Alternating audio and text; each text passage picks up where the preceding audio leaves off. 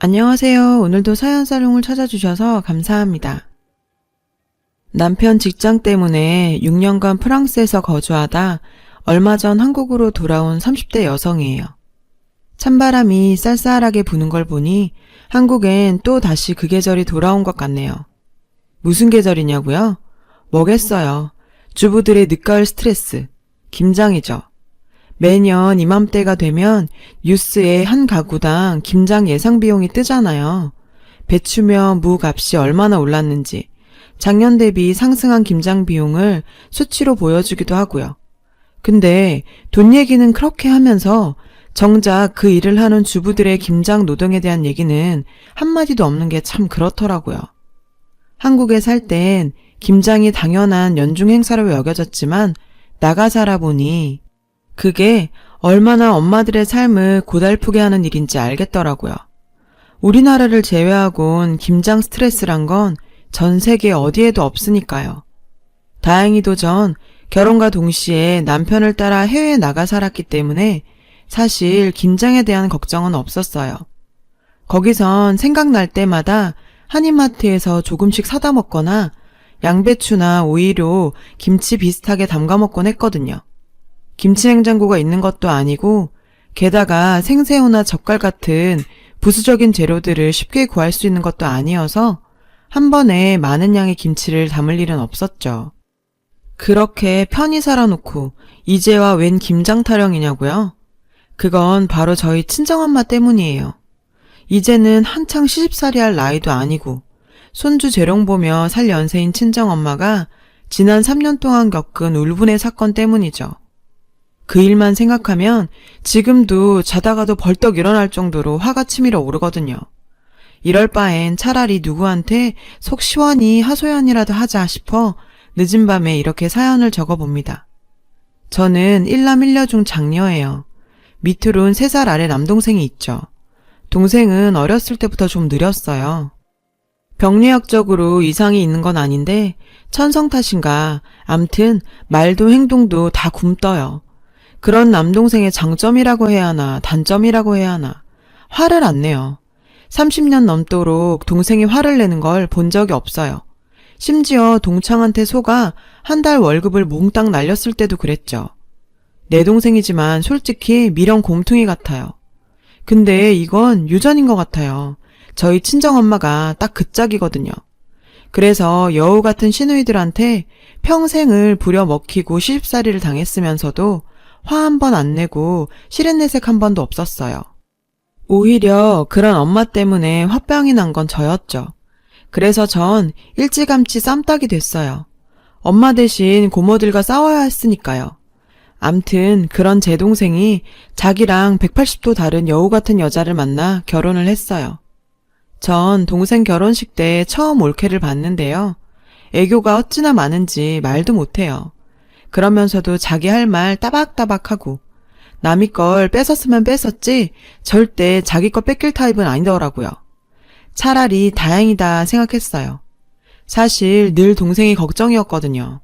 착한 건 좋은데 맨날 남들한테 이용만 당하고 사니까요. 자기 걸 뺏기기 일쑤고 남들한테 치이고 밀리는 건 다반사였죠. 그래도 여우 같은 아내가 옆에 있으면 뺏긴 것도 되찾아올 것 같고 남들한테 이용당할 일도 없을 것 같았어요. 게다가 무엇보다도 살가운 며느리가 곁에 있으면 친정엄마도 덜 적적하시고 덜 외로우실 것 같았거든요. 그래서 철철이 동생 선물은 안 챙겨도 올케 선물은 챙겨왔어요. 화장품이며 향수, 저도 한번 못 들어본 명품백까지 올케한텐 아낌없이 해줬죠. 제가 한국 들어갈 때까지 저희 엄마 좀 잘 부탁한다는 심정으로요. 올케도 그런 제 마음을 알았는지 통화할 때마다 엄마 걱정은 하지 말라고 하더라고요. 말이라도 정말 고마웠죠. 그런데 이게 다 쇼였더라고요. 아, 진짜 여우 같은 것. 남편 회사에서 한국 발령이 확정되기 몇 개월 전이었어요. 이종 사촌이 출장차 프랑스 온 김에 저희 집에 들렀더라고요. 마침 크리스마스도 얼마 안 남았겠다.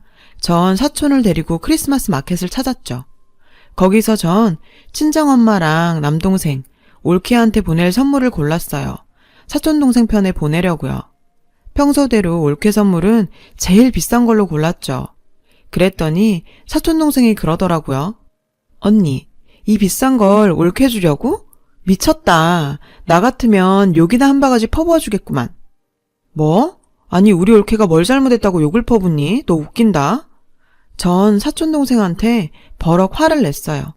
그랬더니 언니, 정말 아무것도 몰라? 이모 김장 담그다 쓰러진 것도? 맙소사. 전 그날 사촌동생으로부터 충격적인 얘기를 전해 들었어요. 지금껏 나만 모르고 있던 우리 엄마의 눈물겨운 김장 얘기를요. 그리고 그 사건의 가해자는 바로 제 올케였죠. 제가 없는 동안 올케는 김장 때마다 저희 친정엄마한테 김장김치를 담가달라고 했다나 봐요. 어머님, 저희 김장김치 좀 담가주세요. 우리 그이 먹일 김치인데 어머님이 담가주셔야죠. 그이가 어머님 김치만 찾는 걸 어쩌겠어요. 담가주실 거죠? 올케가 시집 온 그해 김장날 아침 일찍 저희 엄마한테 전화해 이랬다지 뭐예요.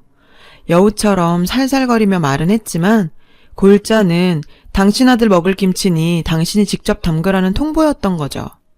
아들 먹일 거라는 며느리의 말에 친정엄마는 안 그래도 나눠주려고 준비했다고 하셨고요. 엄마 생각엔 배추 30포기 담아 한 10포기 정도 나눠주면 되겠다 싶으셨던 거죠. 그랬는데 다음 날 친정 오빠를 데리고 올케가 왔더래요. 남동생은 출근하고 없어서 자기 오빠가 대신 김치 날라주기로 했다고요. 그리곤 김치 한 통만 남기곤 싹 다 가져갔대요.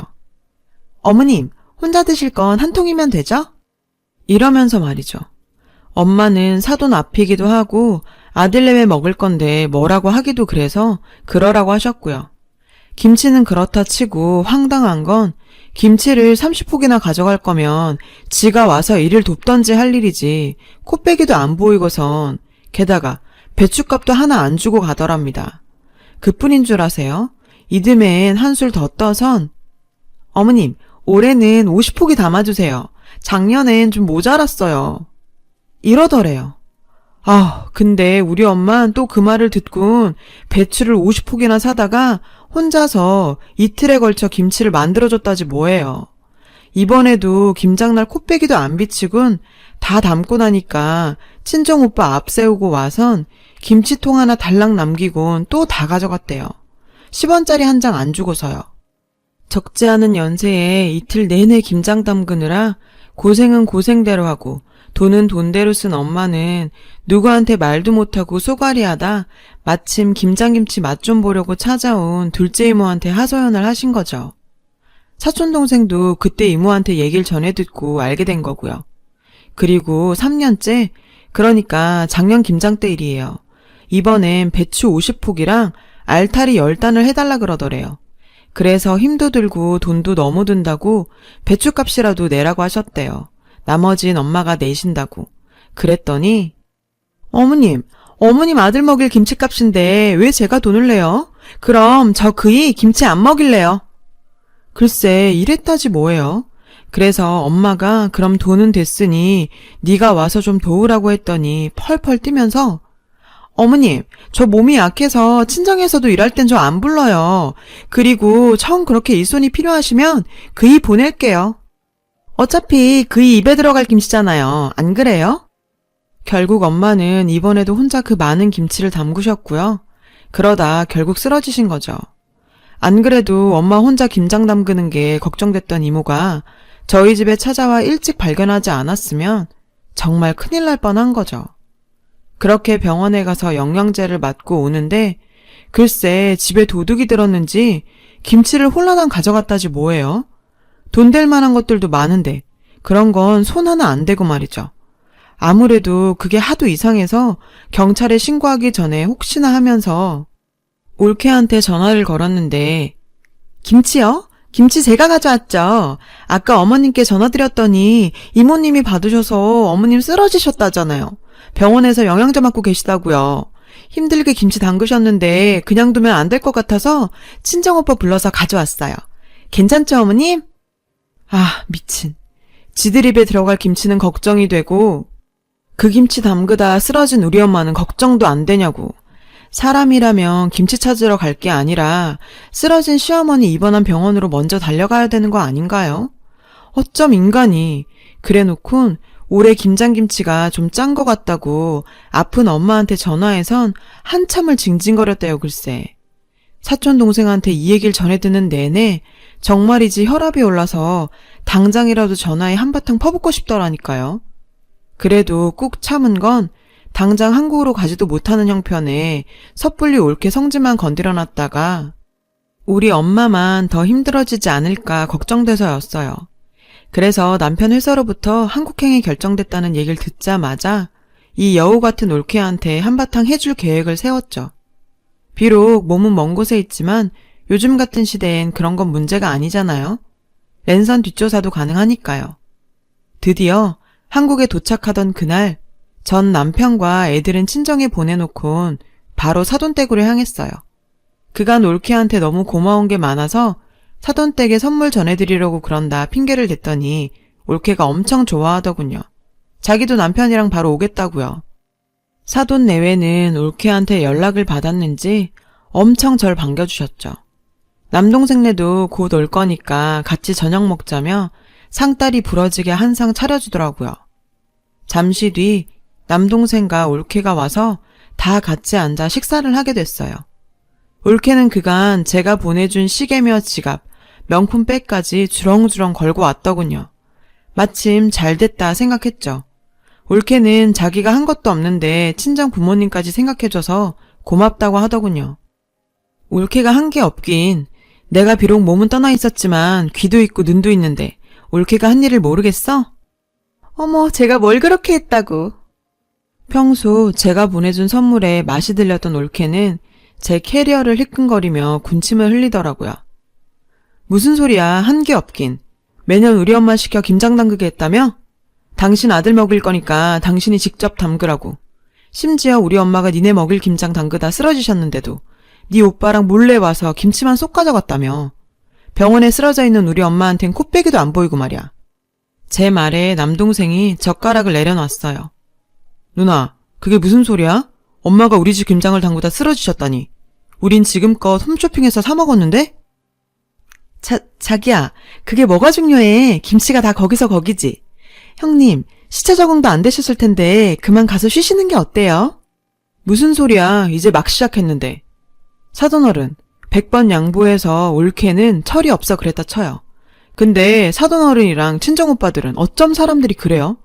그간 모르고 먹었대도 그렇지 3년이나 사돈이 담근 김치를 받아 먹었으면 최소한 인사치레 한 번은 해야 되는 거 아니에요? 이건 뭐 거지근성도 아니고.